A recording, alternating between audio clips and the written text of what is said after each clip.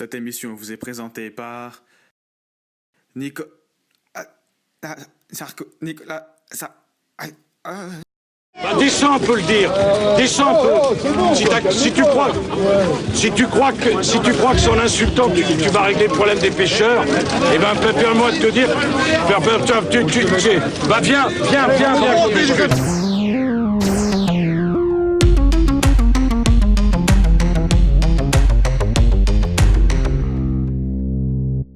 Bonjour, je suis David Clarkson et bienvenue dans la deuxième édition du JTPT. Au programme de ce jour, nous irons retrouver notre reporter qui se trouve dans les cuisines de l'Elysée. Mais l'info qui fait la une aujourd'hui, c'est bien évidemment la libération de Patrick Bernard, le célèbre tueur à la petite cuillère. C'est un reportage de Théo Le Gilet. Aujourd'hui, Patrick Bernard a été libéré après 44 ans sous les verrous. Revenons sur les faits qui ont terrorisé la population 44 ans auparavant. Tout commence le 28 mars 1973. Damien Lampadaire est retrouvé mort. On l'a poignardé de 30 coups de couteau. La police est sous le choc. Néanmoins, l'autopsie révèle une toute autre version des faits. Le médecin légiste pense en effet que les 30 coups de couteau n'ont pas tué Damien Lampadaire. Ce serait un coup de cuillère sur le nez qui aurait été fatal au jeune jardinier.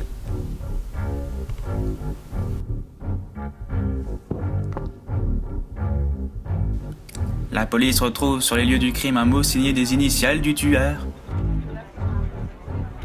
et une petite cuillère.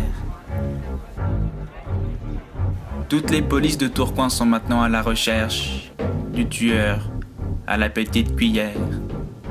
Les policiers se tournent logiquement vers le voisin de la victime, Paul Boulanger. Il a les mêmes initiales que le tueur. De plus, lui et la victime ont un contentieux.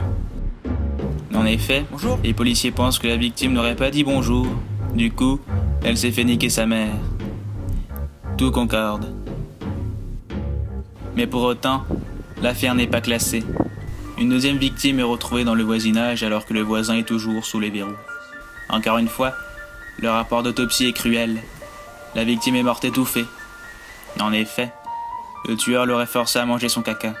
En tout, 2 kilos de caca sont retrouvés dans l'estomac de la victime.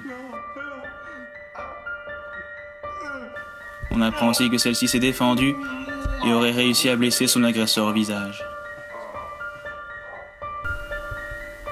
Sur les lieux sont retrouvés encore une fois un mot laissé par le tueur et une petite cuillère. L'affaire se décante enfin juste à côté de cette boulangerie. 3 mois après les premiers événements, Patrick Bernard, n'écoutant que sa folie meurtrière, souhaite braquer une boulangerie dans l'espoir d'obtenir une baguette tradition pas trop cuite. Malheureusement pour lui, sa blessure à l'œil infligée par sa précédente victime lui fait du tort. Pensant braquer la boulangerie, il tente finalement de braquer le commissariat se trouvant juste à côté. Cet événement sonne la fin de la cavale de celui que l'on surnomme le tueur à la petite cuillère. Une enquête palpitante. Et tout de suite, nous retrouvons notre reporter Souleymane Dupuis qui est en direct des cuisines de l'Elysée. Souleymane, c'est à vous.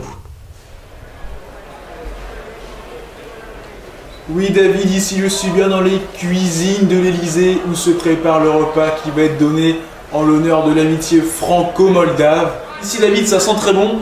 Vous venez donc avec moi, on va aller découvrir ce que les cuisiniers de l'Elysée nous ont préparé. Une très belle soupe moldave. Dommage que vous n'ayez pas l'odeur David parce que ça sent divinement bon. La soupe moldave, ça sera donc l'entrée de ce menu donné en l'honneur de l'amitié franco-moldave pour le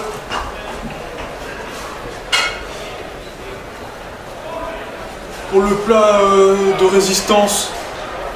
On part sur des maquereaux du coup assaisonnés avec des herbes, beaucoup d'herbes pour que ça soit bien parfumé. Puis en dessert, après, il y aura un dessert. C'est bon, j'arrive. Puis en dessert. Merci Souleymane, ça avait l'air très appétissant. Sans transition, nous passons à notre invité de marque. Il vient tout juste sortir de prison, il s'appelle Patrick Bernard, on le surnomme le tueur à la petite cuillère. Bonjour Patrick. Ah, bonjour, merci bien de me recevoir dans votre émission. Il n'y a pas de quoi, je vous en prie, installez-vous. Alors, Patrick, j'en venais au fait. Pourquoi tous ces meurtres? Ah, bah directement on parle de meurtre, mais on parle pas des vrais problèmes de la société, hein. Non, vous avez juste envie de tuer, en fait. Ah ouais, carrément. Et pourquoi la cuillère, Patrick? Bah, vous savez, j'ai toujours eu un rapport spécial avec la cuillère, vous connaissez le sport, le tennis. Le tennis. Bah moi, les services, je les faisais à la cuillère comme ça. Hop. Et puis après, pour manger, pour boire, j'utilise tout le temps ma cuillère. Ah, mais vous avez justement un verre d'eau devant vous, Patrick. Vous pouvez nous faire une petite démonstration? Ah bah justement, enfin, regardez, j'ai apporté ma cuillère dans ma poche, donc c'est parti. Alors, attention, hein, je me suis un petit peu entraîné. C'est tout bonnement incroyable. Ah, mais mesdames et messieurs, je viens d'apprendre que le président de la République vient d'être victime d'une tentative d'empoisonnement. On aurait retrouvé des petits bouts de papier dans sa soupe. La piste terroriste n'est pas encore à confirmer. Par chance, notre reporter Souleymane Dupuis est actuellement sur place. Souleymane, quelle est la situation à l'Elysée? Alors David, oui, on sait pas trop puisqu'on est parti à l'Elysée en fait, parce que c'était un peu chaud. Du coup là, on s'en va, on se casse, hein. Allez, accélère, allez, fais gaffe, allez. S'il te plaît, accélère s'il te plaît. Très bien, Souleymane. Et c'est la fin du JTPT. Un grand merci au tueur à la petite cuillère d'être venu nous voir. C'est à moi de vous remercier. Et pas de bêtises, hein. Ouais, on va essayer. C'est tout pour aujourd'hui, à bientôt.